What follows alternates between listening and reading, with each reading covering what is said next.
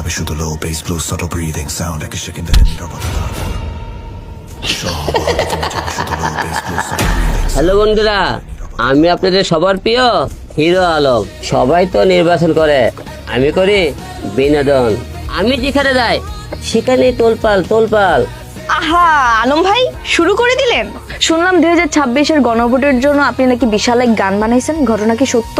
আপনি ঠিকই শুনেছেন, এমন এক গান বানাইছে, এটা কি শুধু গান নয়, আইটেম বম।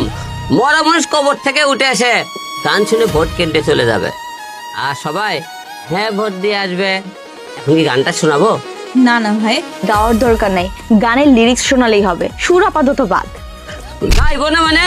আমি বগুড়ার সোল, আমার গান আটকানোর মতো কারো ক্ষমতা নাই। তাহলে শোনেন আমার এবার গান। ও আমার দেশের ভাই রে, গণভোট হা না দিলে তোমার নিস্তার নাই রে। শোনেন, যারা যারা হা ভোট দেবেন না ভাবছেন, তাদের জন্য আমি হিরো আলম ডাইরেক্ট ব্যবস্থা রাখছি। ভোট না দিলে